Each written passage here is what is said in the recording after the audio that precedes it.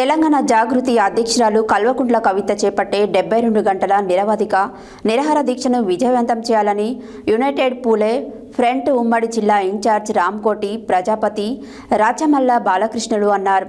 శనివారం నల్గొండ జిల్లా కేంద్రంలోని రామగిరిలో ఉన్న ప్రెస్ క్లబ్లో ఏర్పాటు చేసిన సమావేశంలో వారు పోస్టర్ ఆవిష్కరించి మాట్లాడారు. తెలంగాణ జాగృతి అధ్యక్షురాలు కల్వకుంట్ల కవిత చేపట్టే 72 గంటల నిరాహార దీక్షను విజయవంతం చేయాలని యునైటెడ్ పూలే ఫ్రంట్ ఉమ్మడి జిల్లా ఇన్ఛార్జ్ రామ్కోటి ప్రజాపతి రాచమల్ల బాలకృష్ణులు అన్నారు. శనివారం నల్గొండ జిల్లా కేంద్రంలోని రామగిరిలో ఉన్న ప్రెస్ క్లబ్లో ఏర్పాటు చేసిన సమావేశంలో వారు పోస్టర్ ఆవిష్కరించి మాట్లాడారు. రాష్ట్ర ప్రభుత్వం ఎన్నికల ముందు కామారెడ్డి డిక్లరేషన్ ప్రకారం బీసీలకు అన్ని రంగాల్లో 42% రిజర్వేషన్ను తక్షణమే అమలు చేయాలని డిమాండ్ చేశారు. కాబోయే ముఖ్యమంత్రులమని చెప్పుకునే మంత్రి కోమటిరెడ్డి వెంకటరెడ్డి, మంత్రి ఉత్తమ్ కుమార్ రెడ్డి, ఎంపీ రఘువీరెడ్డిలు బీసీ రిజర్వేషన్పై ప్రభుత్వాన్ని ప్రశ్నించాలన్నారు. బీసీలంతా నల్గొండ జిల్లాలో రెడ్డిలను గెలిపించుకున్నారని, వారు ఇప్పటికైనా బీసీల రిజర్వేషన్ కోసం ప్రశ్నించాలని, లేని పక్షంలో బీసీల చేతుల్లో భూస్థాపితం తప్పదని గుర్తు చేశారు. అడుగడుగున ఉన్న బీసీ బిల్లులు పార్లమెంట్లో అసెంబ్లీలకు పంపి 9వ షెడ్యూల్లో చేర్చిన ఘనత కల్వకుంట్ల కవితకే దక్కిందన్నారు. కాంగ్రెస్ ప్రభుత్వం మోసపూరిత కుట్రలో బీసీ రిజర్వేషన్ బిల్లు ఆపాలని చూస్తుందన్నారు. బీసీలకు 42% రిజర్వేషన్ బిల్లు సాధనకై తెలంగాణ జాగృతి యునైటెడ్ పూలే ఫ్రంట్ ఆధ్వర్యంలో ఈ నెల 4, 5, 6 తేదీల్లో ఇందిరా పార్క్ వద్ద కల్వకుంట్ల కవిత 72 గంటల నిరవధిక దీక్షను విజయవంతం చేయాలని కోరారు.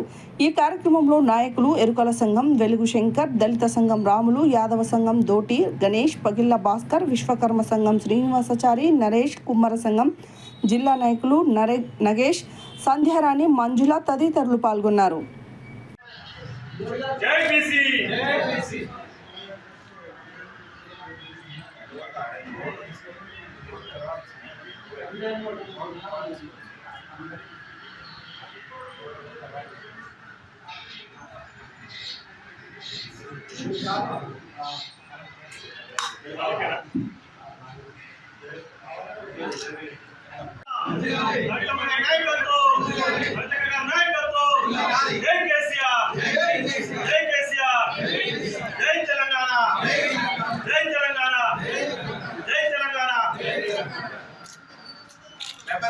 దీక్షను 72 గంటల దీక్షను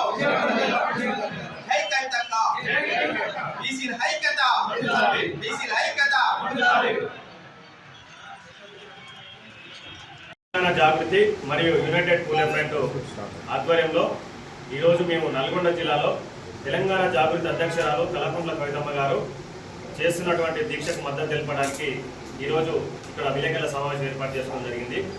నేను ఈ జిల్లాకు ఉమ్మడి జిల్లా అధ్యక్షునిగా వచ్చినాను కాబట్టి మేము ఈరోజు ఇక్కడికి చెప్పడం ఏంటంటే, గత 18 నెలలుగా తెలంగాణ జాగృతి అధ్యక్షురాలు కల్వకుంట్ల కవితమ్మ గారు తెలంగాణ జాగృతి మరియు యునైటెడ్ పూలే ఫ్రంట్ ఆధ్వర్యంలో గత 18 నెలలుగా తెలంగాణ రాష్ట్రంలో ఉన్నటువంటి 33 జిల్లాల్లో రౌండ్ టేబుల్ సమావేశాలు ఏర్పాటు చేసుకుంటూ కాంగ్రెస్ పార్టీ పైన ఒత్తిడి పెట్టడంతో రేవంత్ రెడ్డి గారు తలకి వెంటనే అసెంబ్లీలో బిల్ పాస్ చేయడం జరిగింది.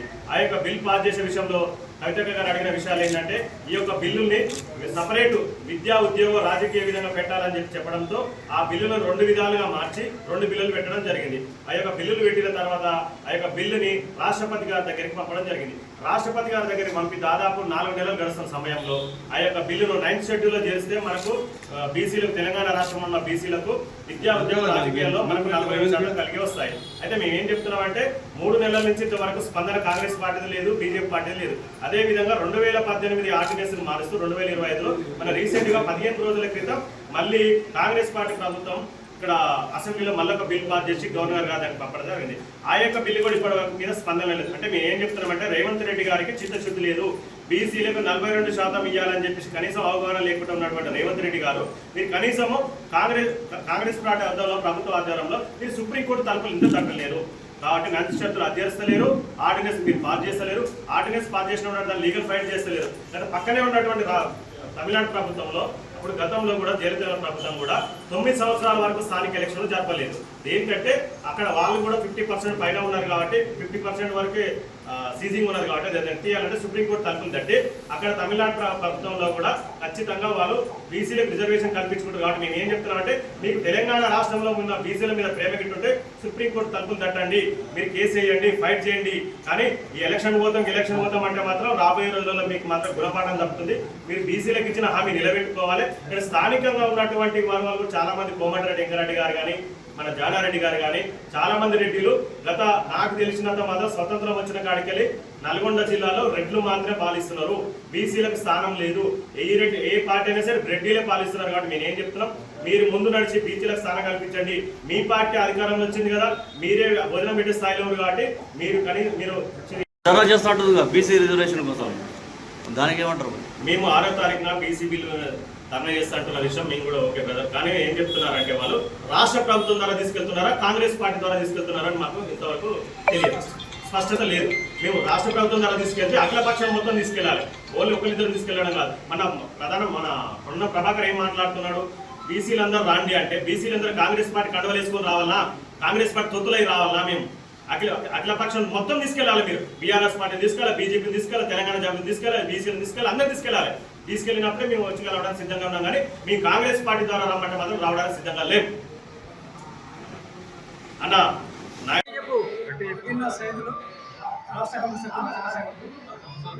ఈరోజు చేసేటువంటి 72 గంటల దీక్షకి మా రజక సంఘం తరఫున ఉమ్మడి నల్లగొండ జిల్లా మొన్న భువనగిరి, నిన్న సూర్యాపేట, ఈరోజు నల్లగొండ మరి ప్రెసిడెంట్ వ్యక్తిగత పోవడం జరిగింది. అదే సందర్భంలో పెద్ద ఎత్తున అన్ని కులాలని ఏకం చేసి రేపు ఈ యొక్క 72 గంటల నిరవధిక దీక్షను మద్దతు ఇచ్చి భారీ ఎత్తున మరి యొక్క పార్టీలను కలుపుకోగలిగే విధంగా మరి చేస్తామని చెప్పేసి ఈ సందర్భంగా తెలియజేసుకుంటూ జై రజక, జై జై రజక. నా పేరు రాములు, నేను మాలవాడ జిల్లా ప్రధాన కార్యదర్శి. రేపు జరగబోయే కవితక్క గారి దీక్షకు దళిత సంఘాలకు వెళ్ళి పూర్తి మద్దతు ప్రకటిస్తున్నాం. తక్షణమే దానికి సంపూర్ణమైన దళిత సంఘాలకు వెళ్ళి సంపూర్ణ మద్దతు సందర్భంగా యూపీఎఫ్ స్టేట్ లోకల్ కమిటీ. నా పేరు రాసమల్ల బాలకృష్ణ.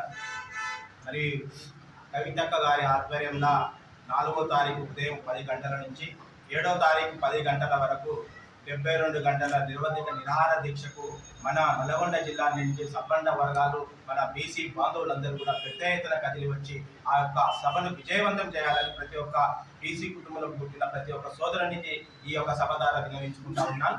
ఇలా ఏదైతే కామారెడ్డి డిక్లరేషన్లో కాంగ్రెస్ పార్టీ ఇచ్చిన హామీ మేరకు 42% బీసీలకు రిజర్వేషన్ ఇచ్చిన తర్వాత నేను లోకల్ బాడీ ఎలక్షన్ పోతామని ఆనాడు ఈ కాంగ్రెస్ ప్రభుత్వం చెప్పడం జరిగింది. కానీ దాని కప్పదాట్లు వేయడానికి, దాని పక్కకు నూకడానికి ఎన్నో ప్రయత్నాలు చేసింది ఈ కాంగ్రెస్ ప్రభుత్వం. కానీ కవితక్క గారి ఆధ్వర్యంలో ఎప్పటికప్పటికి ప్రభుత్వం పైన ఒత్తిడి తీసుకువచ్చి అనేక మీటింగ్లు పెట్టి ఇలా కవితక్క గారి ఒత్తిడి మూలంగానే అసెంబ్లీలో, కౌన్సిల్లో 42% బీసీ బిల్లును అయిందంటే అది ఖచ్చితంగా కవితక్క గారి పోరాట ఫలితం అని